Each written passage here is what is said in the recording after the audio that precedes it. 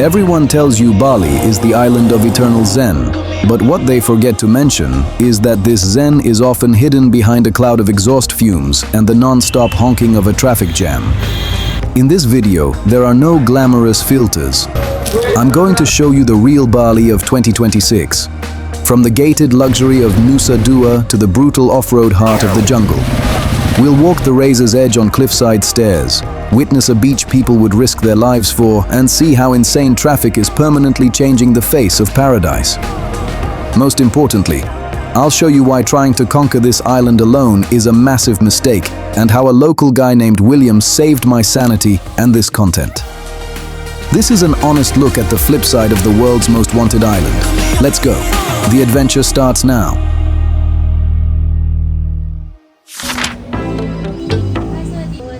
Ladies and gentlemen, welcome to Bali. Bali airport seems like an event hall rather than the normal airport.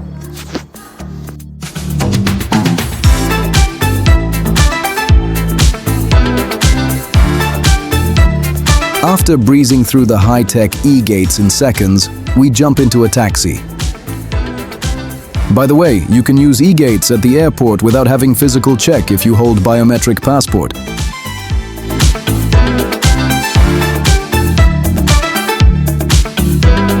The journey from the airport to Nusa Dua is arguably the smoothest transfer on the island.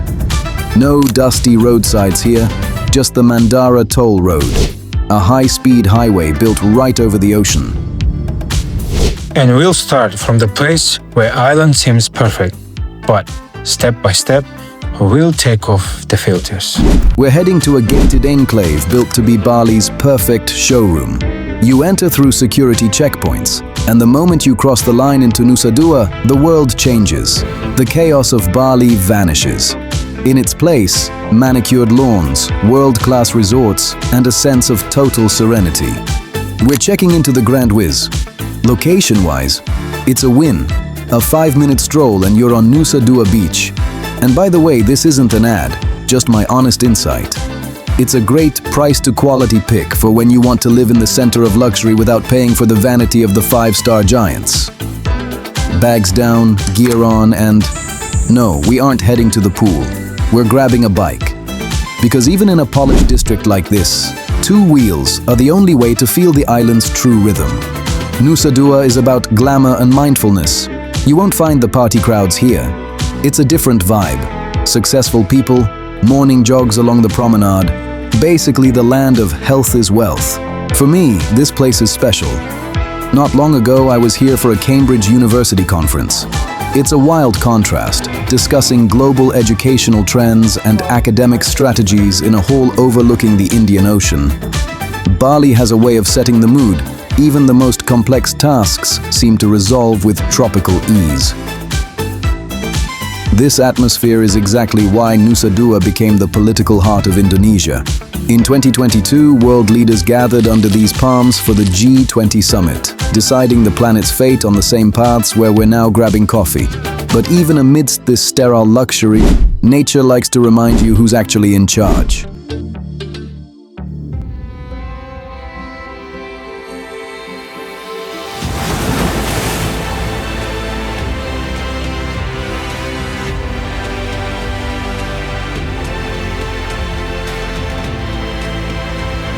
We're at Waterblow.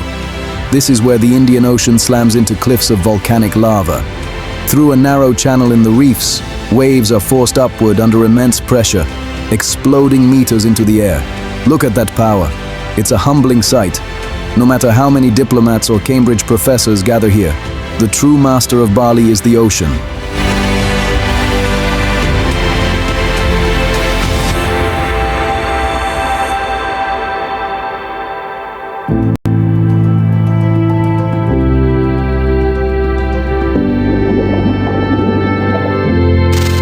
It is 5 a.m.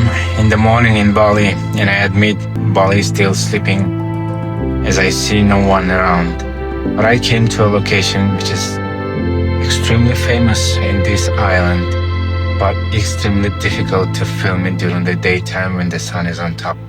That is why I came so early, in order to be able to film this place without crowd and without any people. So this is how it is.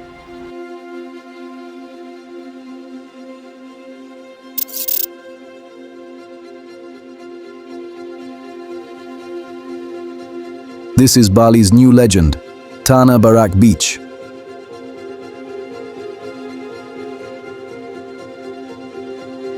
Look at these walls.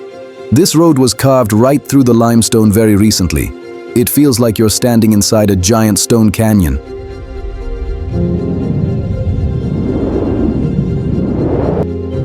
This beach used to be for the daring only. Now, it's the most viral spot on the island.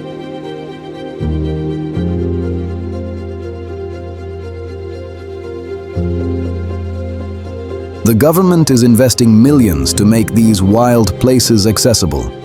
During the day, there are thousands of people here, but right now, at dawn, it feels alien. It feels otherworldly.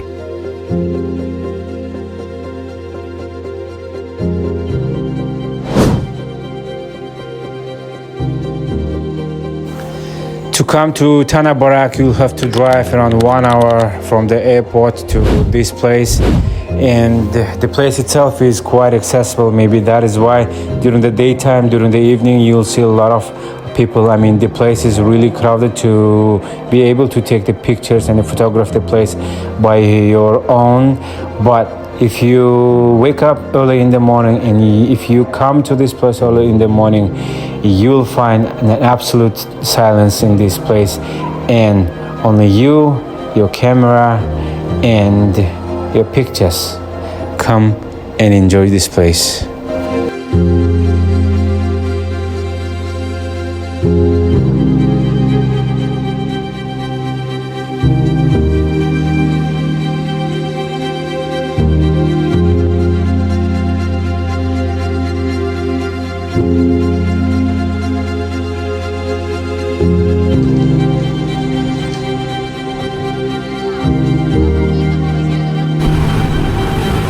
To get to Nusa Penida, you have to cross the strait on a high-speed ferry.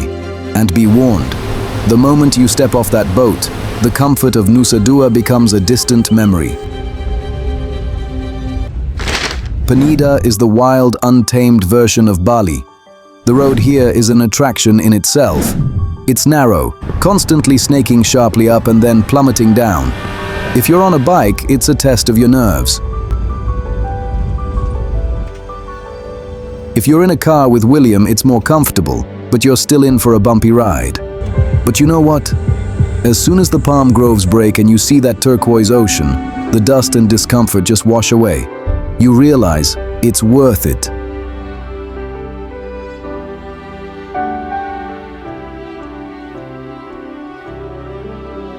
Many think Penida is a half-day trip. That's a mistake. The journey alone eats up half your day. Stay overnight. In the morning, Penida is a different world.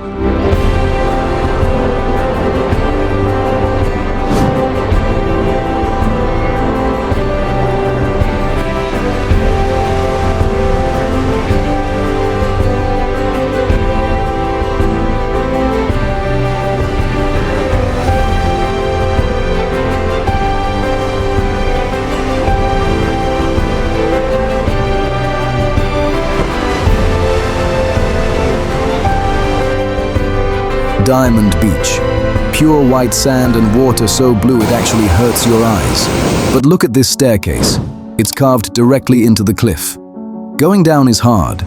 Coming back up in 30-degree heat, 86 degrees Fahrenheit, is a true test of spirit. At the top and on the staircase itself, it's pure chaos. By 2026, this place had become a victim of its own beauty. You don't see the ocean here. You see backs and smartphones. Getting a photo on the steps without strangers in the frame is almost an impossible mission. People get stuck in this crowd for content, never even reaching the destination. But here's the paradox. Down below, everything changes. Diamond Beach works like a natural filter. While hundreds of people crowd the upper steps for the exact same angle, only a few dare to descend into the real heat. most give up halfway because of the heat and the sheer cliffs. And that is your reward. Once you make it down, you realize the real beach exists only for those willing to take the risk. Here, at the base of the famous diamond-shaped cliff, the crowd thins out. While there's a battle for every inch of the frame above, down here you can finally breathe freely and feel the true scale of this place without someone's elbow in your shot. This is the best lesson Penida teaches. Behind every beautiful image lies a difficult path. And while 90% of tourists create lines on the staircase, building the illusion of paradise, the real paradise remains below, in the silence you have to earn.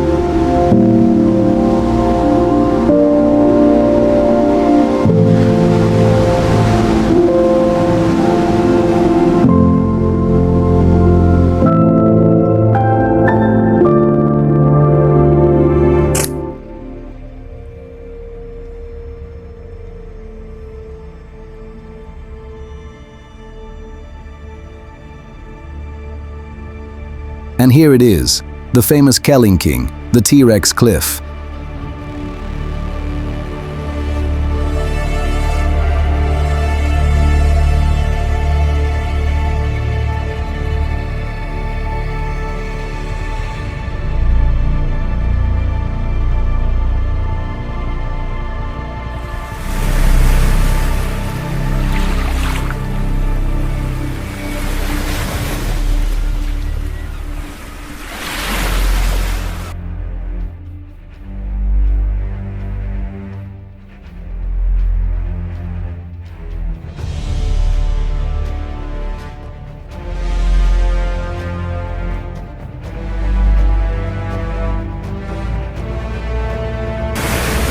And this is where I have to add a drop of bitterness to this paradise cocktail.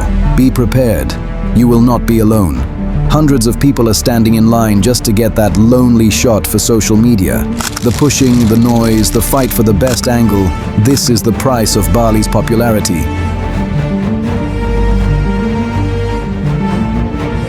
And speaking of history, few people know that for a long time, Penida was a place of exile for criminals from the Klungkung kingdom.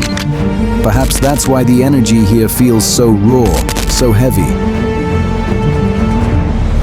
Look at this staircase. In some places it's just hollows carved into the limestone, with handrails made of sticks and ropes that sway in the wind. Staircases here are absolutely hellish. Instead of proper stairs like the ones we used to, they've just carved makeshift step straight into the rocky slope. The authorities even wanted to ease the tourist experience by building a glass elevator down to the beach. But locals and environmentalists fought it off, and I support them. If you remove the struggle, the magic of the dinosaur disappears. The ocean down there doesn't forgive mistakes. The currents are deadly. But this view is worth every drop of sweat. This place is, of course, is divine. And looking at this, you sometimes understand. You live exactly for this moment. Coming here is one challenge, but these stairs are another part of challenge. And you need divine power to get down and climb again.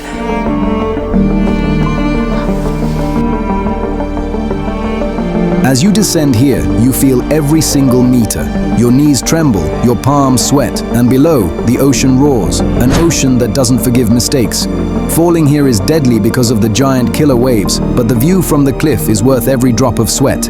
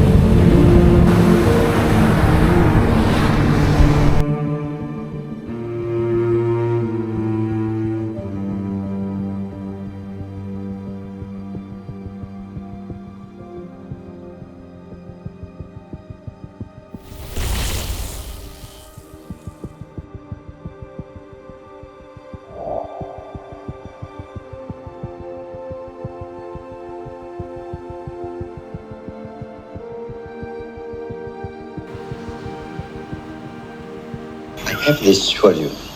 Keep grounded so it's like you have 4 legs. That way you can stay in this world. Also, no looking outward through your head. Look through your heart instead. That way you will know God. Which is why you came here, no?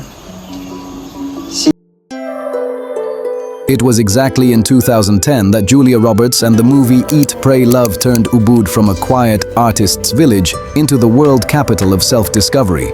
The film legalized the dream of quitting everything, buying a one-way ticket, and finding your kituta among the jungles. But that dream came with a high price. What we see in 2026 is a medicine in need of resuscitation itself. Today, Ubud is a place where the air is scented with incense, and instead of the sound of the waves you hear the jungle's crickets and the chime of gamelan. Yet even here, amidst this idyll, tension lingers. Bali is at a turning point.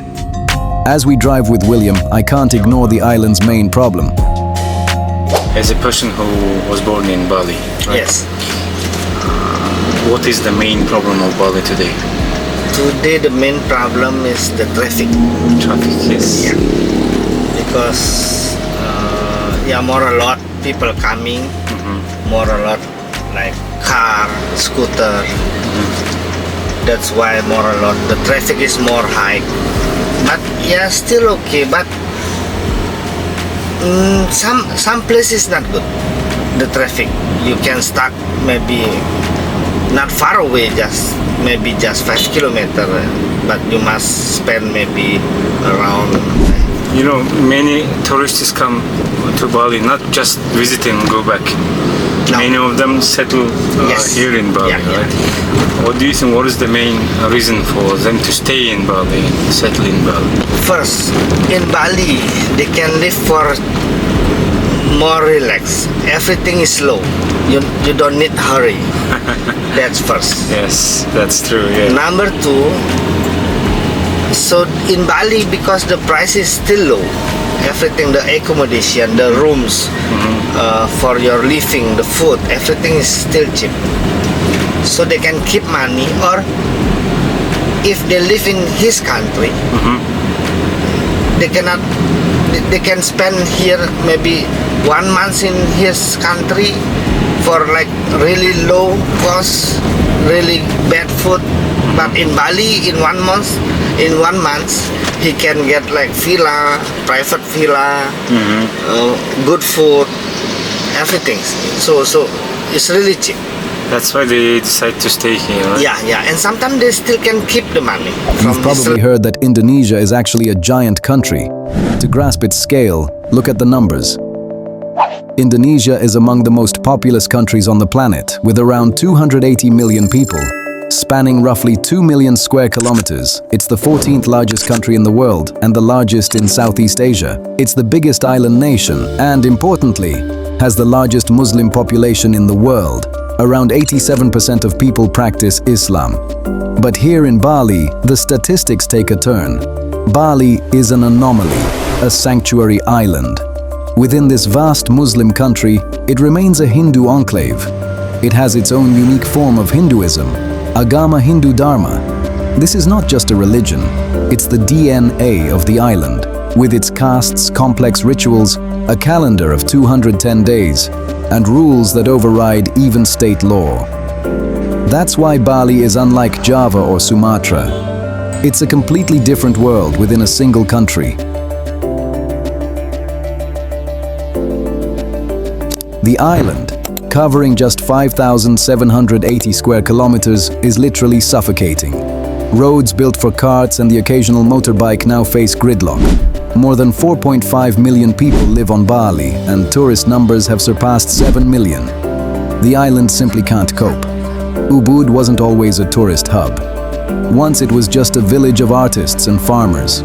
The word Ubud comes from the Balinese ubad, meaning medicine. People came here to heal body and soul. Ironically, today, Ubud itself needs healing. But if you step out early in the morning, while tourists are still asleep, Ubud returns to itself. Women lay out offerings, men prepare for ceremonies. No one is in a rush. In those moments, you realize Bali is still alive. You just have to know how to listen. William's words are backed by stark statistics. Bali is a unique Hindu enclave in Muslim Indonesia. To locals, temples aren't just photo props, they are the homes of the gods.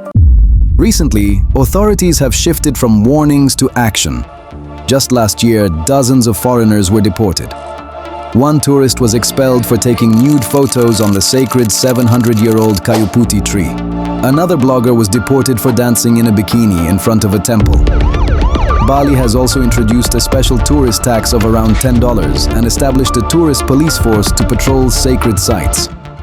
Enter a temple without a sarong or climb an altar for a shot, and your vacation might end at the airport with a one-way ticket and a lifetime ban. Bali is a very hospitable island, but its patience has limits. The beauty of this place depends on balance.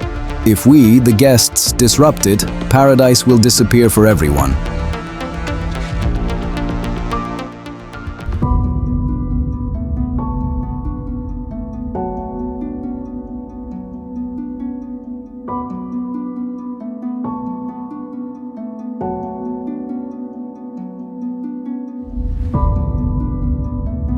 After these heavy conversations about the island's problems, we arrived at Teganungan Waterfall, one of the most powerful and full waterfalls on the island.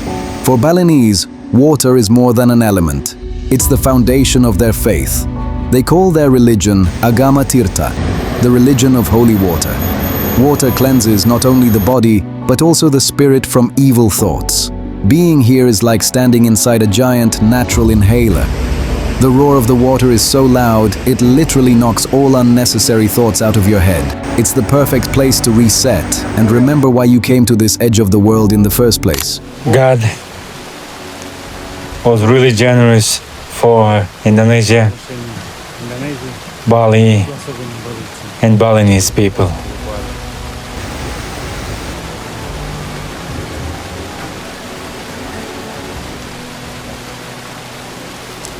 If you think that Bali is only about the beach, then you are mistaken, as a lot of different activities are here. So, trying everything one by one. There. Are you ready? I think yes. You're the buggy. I find myself highly intrigued. This buggy? Yeah. Whatever happens, I'm ready.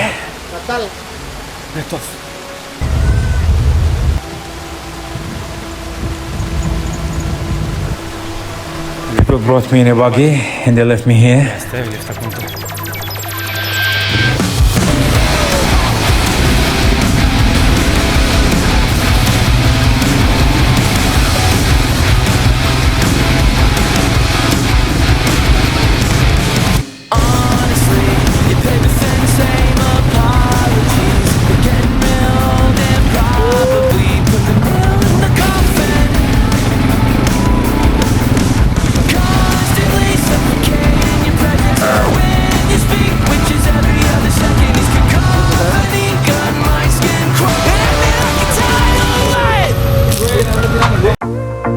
You can criticize Bali for its traffic and queues, but once you see the sun sink into the ocean at Denon Beach, or breathe in the scent of Ubud's morning forest, you forgive it everything.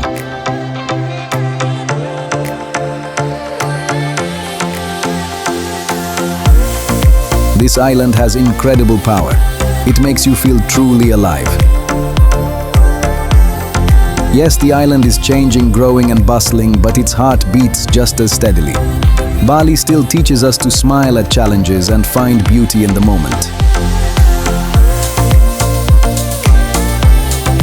Come here not as a conqueror, but as an old friend, and this island will give you the best vacation of your life. Thank you for watching until the end. The contacts of the best guide on Bali, William, and all the secret spots are waiting for you in the description. Don't sit at home. The world is too beautiful to watch through a screen. See you in the next episode. Bali, we love you. Goodbye.